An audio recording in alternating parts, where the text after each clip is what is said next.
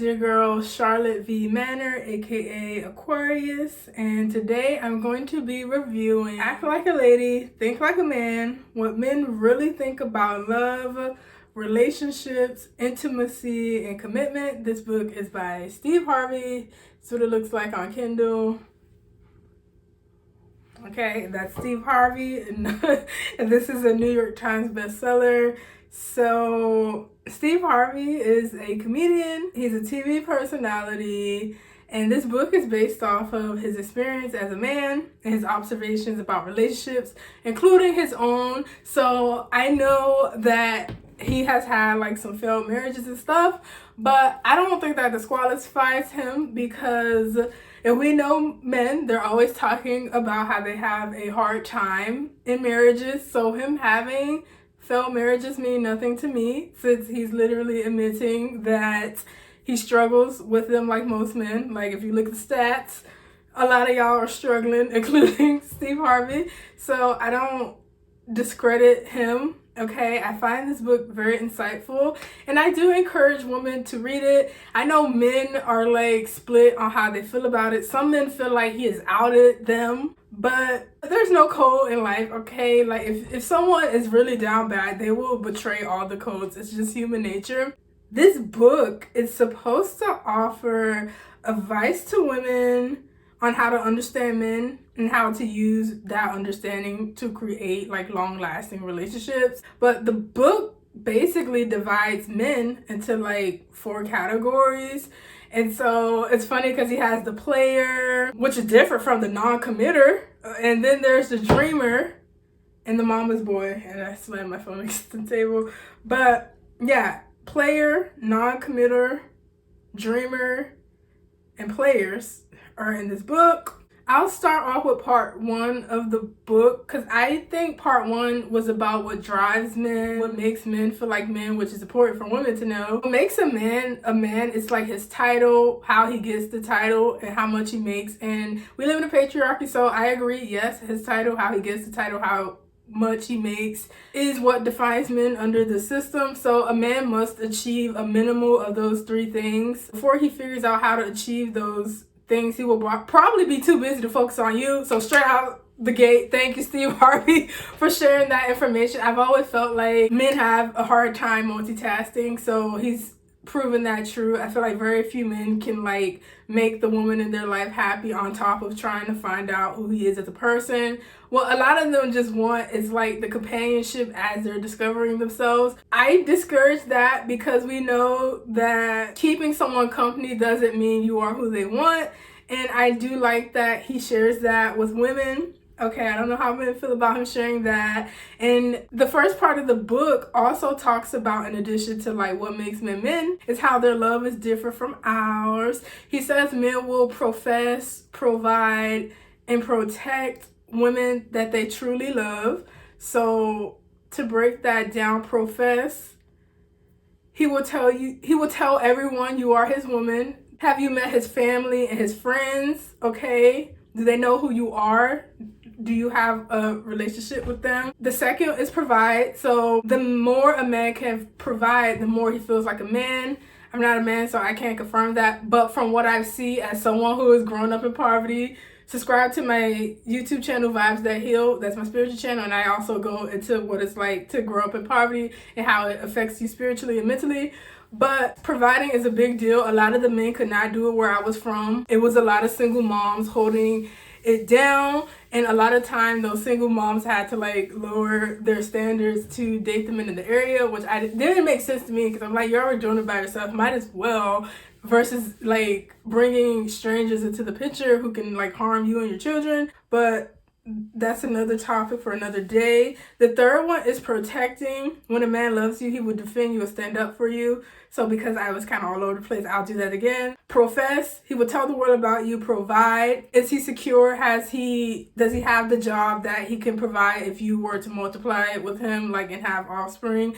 And protecting, can he protect you and defend you and stand up for you physically? And yeah, that is what Steve Harvey says are the 3 P's for if you are like loved by a man. If you're a man, you would do these things if you love the woman. So I know some men disagree because they're like, I can love you and then just like not have anything to give to you, in which case this man, Steve Harvey, would disagree with you because he probably would say you don't even love yourself if you are making that argument. So take that up with Steve Harvey. Now, there are also 3 things Steve Harvey says that every man needs, and that was love, loyal, support, and sex. So the love, he said, should make your man feel like a king.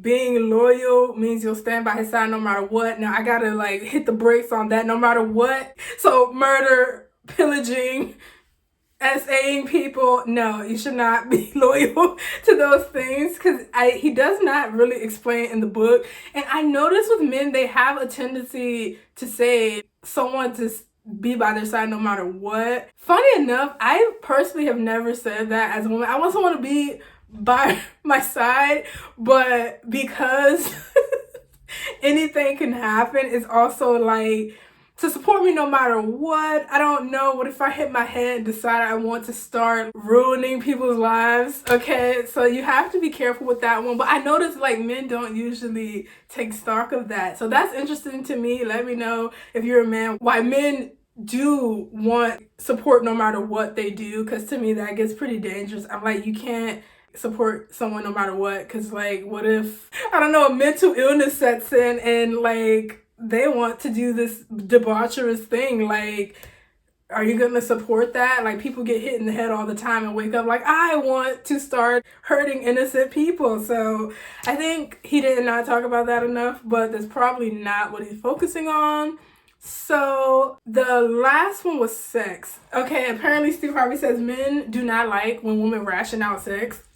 But my thing is, what is rationing out? Because I know he just talks about how like it's always an option that you could get from somewhere else. So clearly they're saying if you ration out sex with men, they may become resentful. My thing with that is like the couple needs to talk about that, because what I have learned is like what's not enough for like men may be different from women. So you just need to find someone that's compatible, because what we're not finna do is tell people to do things that they don't want to do for long periods of time. You're gonna set yourself up, okay? If you're marrying someone and you know they don't have a similar drive to you, you might as well just hang it up. Okay, because I was like, if the marriage is forever, y'all should probably figure out what the frequency of it looks like for you both in like ideal situations, and then compromise from there. So I feel like with the way he wrote men will probably have to compromise and have less of it, and women will probably have to compromise and have more of it, just based off how he's wording it in this book. Now, if you run into a situation where it's the reverse, then again, still compromise. Like the girl who's hired needs to adapt. But yeah, that was the 3 things every man needs that Steve Harvey says is love, loyal, support, and sex. I agree with these things. The only thing is like support needs to be like, no one should be unconditionally supported, because at the end of the day, people are constantly changing in life, and I talk about this on my spiritual channel. Just like today you were a good person, tomorrow you could be a bad person, and you don't need to be supported. So I get it, people want unconditional support, but it is not happening on planet Earth unless at some point you're gonna be supporting a predator. If you have to support someone unconditionally, like I don't understand that one, unless he's saying like support me, I don't know. Anyway, talking differences, I do know Steve Harvey was talking about how like men are like from Mars and women are from Venus, or at least he referenced that, and how men are purpose driven and look for solutions, and women just want to like talk and vent. So I didn't write that many notes for that one. For part 2 of the book, he talks about sports fish versus keepers. So some women jump on the boat and they refuse to leave, and that's how you become a girlfriend or a wife. I don't know how I feel about this, but I thought the analogy was funny. It was funny. Okay, he talks about how high quality women set the bar high, and that could communicate that she's a keeper. But I don't know, because if you look online, men are saying, well, with high standards, get on their goddamn nerves. So yeah, he also goes into if he's looking for something serious or for quick fun. I think he like lists it out. Like if he picks up the bill, he's probably serious, but I don't know if that's true. Keeps his word and shows up on time. I agree that seriousness right here introduces you to his friends. I don't know, in the modern era, women have met mamas and still been dogged out, okay? And the mama condoned it because she hates women too. So I've seen like a lot of stuff. Happy to meet your kids. I don't know, okay? Edophiles exist. So we don't know why like anybody's happy to meet your kids. So but yeah, other than that, I do think the book's good. Why Men Cheat. He talks about that. A lot of times he says it's just for sex. Okay. I know a woman who also just cheated for sex. So I don't think that was gendered. But I can get if he's a man and it's all about like his male experience, he can see that way. Part 3 of his book goes into like women need to get standards, and he talks about the 5 key questions that every woman should ask men and have. So from long-term planning, how is his relationship with his mom and God? Not everyone's religious, so I don't know how that one will work. What he thinks about you, how he feels about you. Okay, short-term plans. Is he acting on his plans? I think these are valid questions. And the infamous 90-day rule. I don't want to forget that. So he does encourage women to wait 90 days before giving in. And I mean, I don't have an issue with that. I know my thing with that is that people know how to act to get what they want. So don't tell him that you're waiting 90 days. Honestly, I would like randomize it, just because at this point everyone knows about the 90-day rule. At this point, randomize it and do what you feel you need to do. Just make sure the person's putting in effort. One thing I will say, no one is going to put in a lot of time, energy, and money into someone that they're just gonna dip out on, unless like I guess they're Jeff Bezos and they have it like that and they just do that to everybody. But even then, I don't see the actual Jeff Bezos just balling out on everybody either. So if they're putting in a lot of effort, a lot of time, because there's one thing people don't like to waste is time, unless they're a bum. And if they're a bum, you're probably not going to be dating them anyway. So I feel like, yeah, you'll be all right if they're putting in time, effort, and money. Because again, men value their money. We know that. They're constantly talking about how they don't want to spend it on women that don't care about them. So they really value their money. So yes, to a certain extent, what he's putting money into, he may value somewhat. Of course, with time and effort and attention and consistency. Also, Steve Harvey recommends you let men that you're dating meet your kids early. I disagree with that. Okay, we live in the real world. Okay, kids are constantly under attack by adults, pedophiles, and all of that. You're out of your goddamn mind if you feel like you need to be entitled to meeting someone's kid. Get over yourself. Okay, that sounds like complete ego. I'm sorry, that triggered me, because if you look at the stats, kids are constantly being violated by people, okay, adults, other children. Like, you're gonna add to that and just introduce.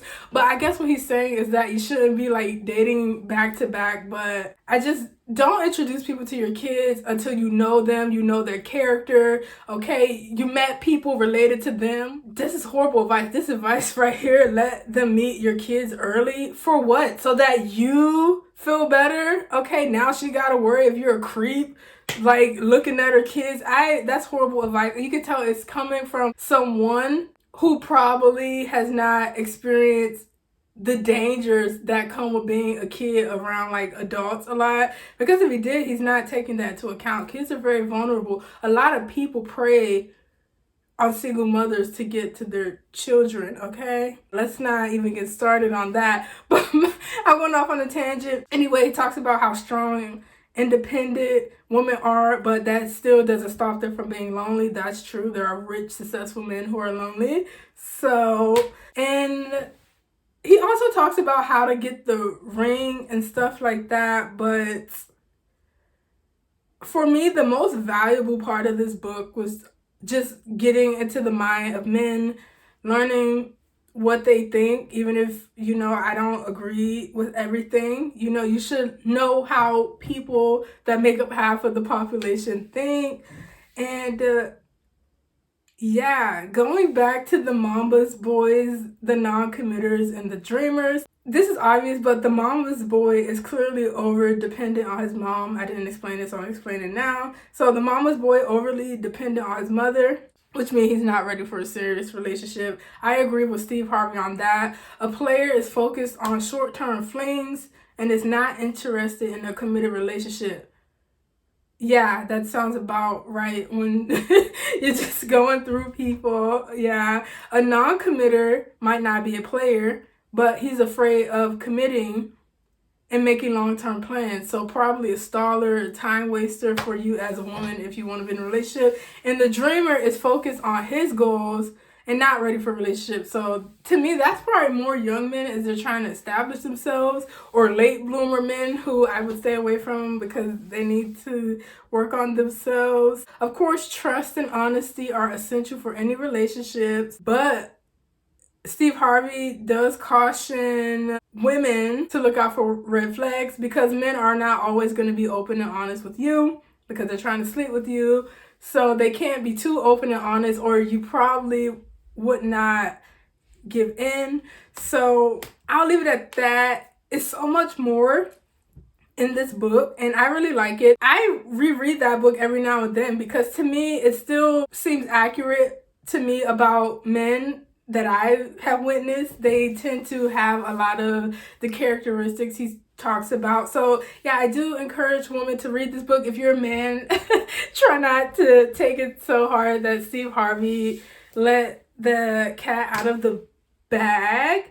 And yeah, I encourage more men to write books about the male psychology, okay? I don't think that's the only man that'll get rich telling women how men think, okay? I encourage men to do that.